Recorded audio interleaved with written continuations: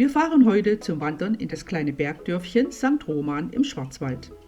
Wir verlassen die B 294 nach Wolfach und Halbmeil links in Richtung St. Roman. 5 Kilometer geht es dann dem Tal hoch am Sulzbächle entlang bis in das kleine Dörfchen bei 725 Metern Höhe.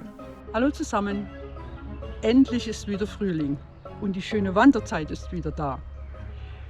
Heute machen wir die erste Wanderung in St. Roman bei Wolfach im Schwarzwald.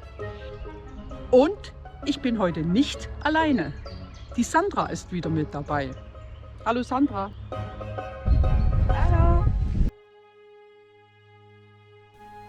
Das kleine, charmante Bergdörfchen liegt in einem idyllischen Seitental zwischen Schildach und Wolfach. Früher war hier im Tal nicht viel los. Die wenigen Menschen lebten von Land- und Forstwirtschaft sehr abgeschieden. Aber heute ist es ein sehr beliebter und inzwischen bekannter Ausflugsort, weil erstens ein exklusives, familiengeführtes 4-Sterne-Naturpark- und Wellnesshotel hier steht, zweitens es Wander- und Mountainbike-Wege in einer sehr schönen Naturlandschaft gibt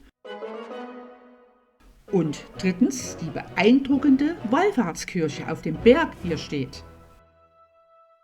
Erstmals wurde die Kirche 1360 erwähnt. Das älteste noch bestehende Bauteil stammt von 1481, aber dieser Bau, wie man ihn hier sieht, wurde 1920 total neu errichtet.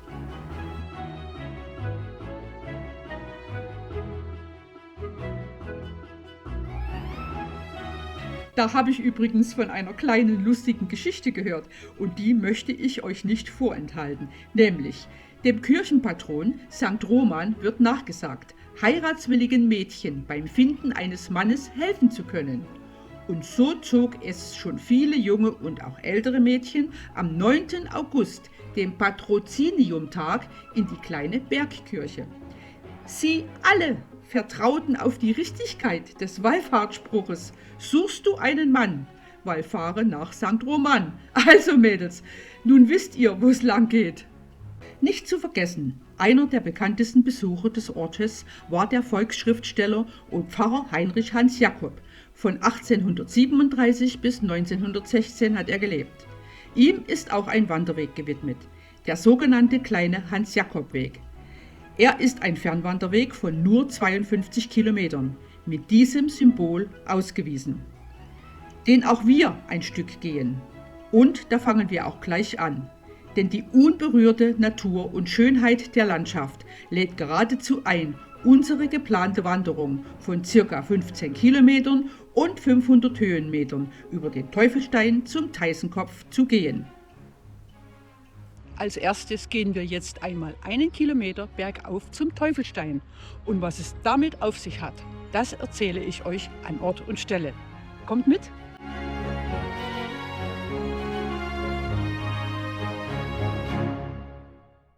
Der Teufelstein bei 749 Metern.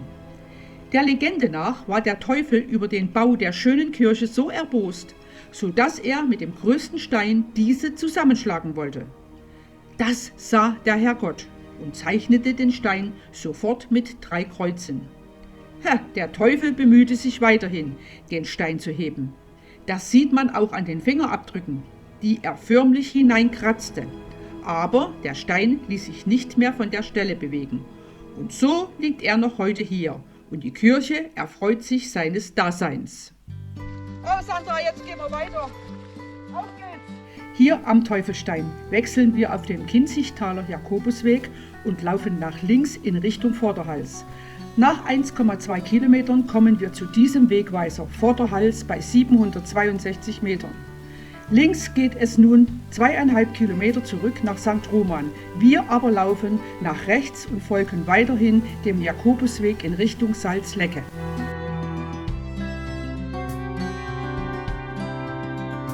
Nur 200 Meter und es geht am hinteren Hals nach links und dann nur ein paar Meter weiter gleich wieder nach rechts. Und immer noch auf dem Jakobusweg. Hier ist auch Salzlecke schon wieder angeschrieben. Ups, das ist aber mal ein schlechter Weg. Hier sind gerade Forstarbeiten im vollen Gange.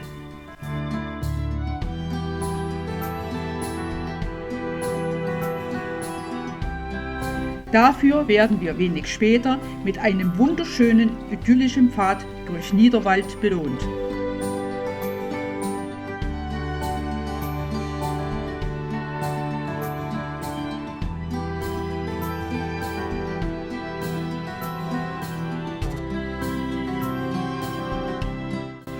Und die vielen Heidelbeeren. Oh Sandra, hier müssen wir im Sommer noch mal hergehen, Heidelbeeren holen.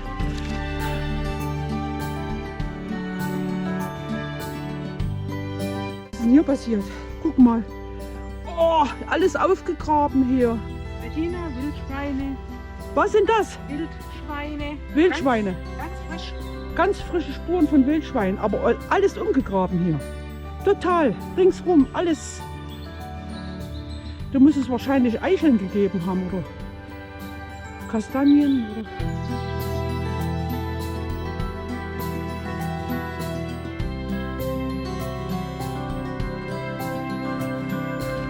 aber wunderschön hier zu laufen, ne?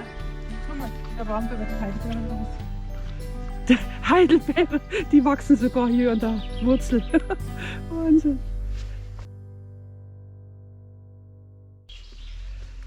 Was auch eigentlich dran?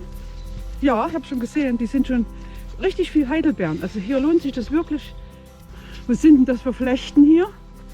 Kennst du dich da aus? Nee?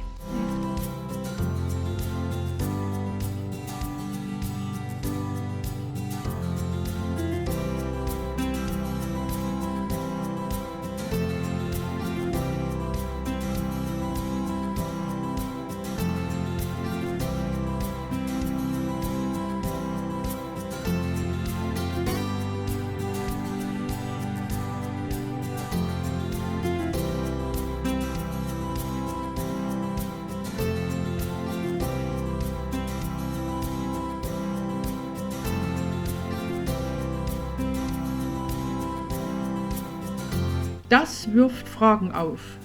War das vielleicht ein Specht? Aber schon komisch, so weit unten am Baum?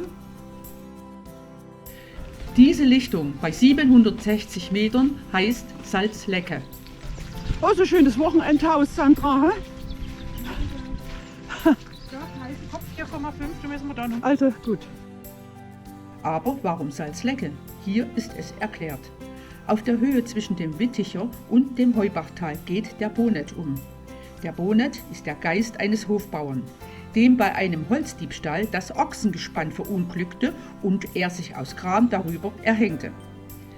Der Bonet erschreckt heute nun die Holzhauer, die ihre Arbeitszeit überschreiten, und führt die Wanderer in die Irre. Oh ja, ohne Wegweiser wüsste man bei 7 verschiedenen Wegen hier wirklich nicht, wo es lang ginge.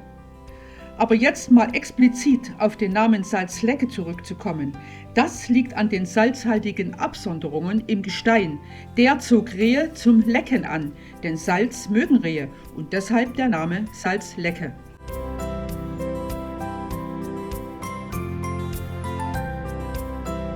Beim Weiterlaufen wechseln wir nun vom Jakobusweg auf den Mittelweg mit roter Raute und weißem Strich in Richtung Teisenkopf.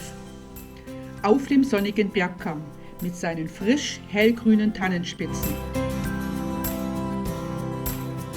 Mit wunderbaren Aussichten nach Westen über das Heubachtal genießen wir nun 4,5 Kilometer den schönen geraden Weg ohne Anstiege.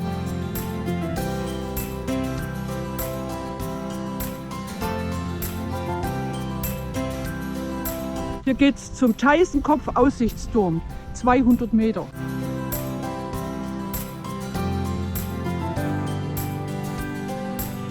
Nun auf dem Teisenkopf bei 764 Metern angekommen, sind wir begeistert von dem schönen Rastplatz und dem Aussichtsturm.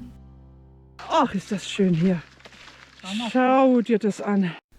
Hier blicken wir in die stark bewaldeten Hügel rund um das Kinzigtal. Wunderschön. Der 8 Meter hohe Turm mit 2 Stockwerken ist Schutzhütte und gleichzeitig Aussichtsturm aus dem Jahre 1911.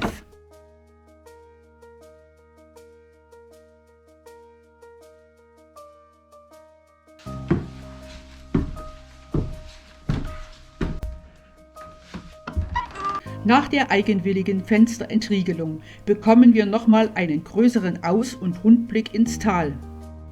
Der von der Schwäbischen Alb im Osten über dem Schwarzwald nach Süden und übers Rheintal bis zu den Vogesen im Westen reicht.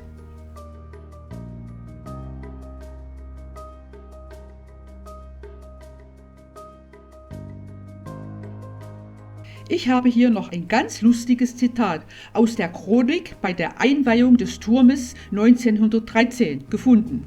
Das da lautet: Der Zauber der Natur und freundlich teilnehmendes Sonnenlicht stimmen alle auf dem Teisenkopf Versammelten festlich. Der Gipfel war lustig bevölkert. Aus der ganzen Gegend hatten sich naturfrohe Menschenkinder droben versammelt und manches zierliche Trachtenjüngferchen erfreute das Auge. Eine Wortauswahl, die uns heute eigentlich nur schmunzeln lässt. Vom Teisenkopf geht es erstmal 200 Meter zurück und dann mit dem Wegweiser der gelben Raute über schmale Pfade hinunter bis zum Vesperstüble Auerhahn. Weil wir nun hier Pech hatten und nicht einkehren konnten, geht es weiter wieder gnadenlos bergauf. Wir laufen hier auf dem Hans-Jakob-Weg am Trillenbach entlang in Richtung Abrahamsbühl bei 670 Metern und noch vorbei an dieser mächtigen Linde. Wieder angekommen am Teufelstein haben wir es noch 1 Kilometer bis zum Ende unserer Wanderung in St. Roman. Geschafft, Sandra. Lass uns setzen. Ich sitze schon. Haben wir es geschafft. Wir haben es geschafft, ja. Wie war es, Sandra? Es war schön. Schön. Kurz und präzise. Die Sandra. Ja, ich muss auch sagen, die Tour war sehr schön. 16 Kilometer, 550 Höhenmeter und 5 Stunden haben wir dazu gebraucht. Es ging regelmäßig auf und ab. Wir hatten sehr schöne Waldpfade, schmal und so richtig wild romantisch, wunderschön. Auch breitere Wirtschaftswege im Wald waren zu laufen. Ganz besonders gut hat uns der Teisenkopf gefallen. Das sollte man nicht verpassen. Also dort oben zu sein und an dieser Sitzgruppe zu sitzen und ins Tal zu schauen, das ist wirklich wunderschön. Auch auf dem Turm kann man hochsteigen, der ist bestimmt immer geöffnet. Und oben kann man aus den Fenstern schauen, wie ich es gemacht habe. Und dann hat man nochmal einen größeren Rundumblick. Runterzu war es etwas steil, aber wieder sehr wild romantisch. Manches Mal auch moorig, aber ja, einen Tag vorher hatte es geregnet. Das muss man in Kauf nehmen, das war auch nicht ganz so schlimm. Und unten an der Gaststätte Auerhahn, die leider nur Samstag und Sonntag geöffnet hat, von da aus ging es 3 Kilometer, das war ziemlich anstrengend für uns. Dann ging es nochmal 3 Kilometer nur bergauf bis St. Roman, wo unser Auto stand. Und weil wir keine Gaststätte unterwegs gefunden hatten, sind wir dann noch im Naturparkhotel einen Kaffee trinken gegangen und haben dazu ein schönes Stück Kuchen gegessen. Das war auch wunderschön und ein schöner Abschluss für unsere tolle Wanderung, die ich euch sehr empfehlen kann. Und an dieser Stelle sage ich mal Tschüss. Bis bald wieder mal beim Wandern im Schwarzwald. Und wenn euch dieser Film gefallen haben sollte, würde ich mich über einen Daumen freuen und auch über einen Kommentar. Also dann, tschüss!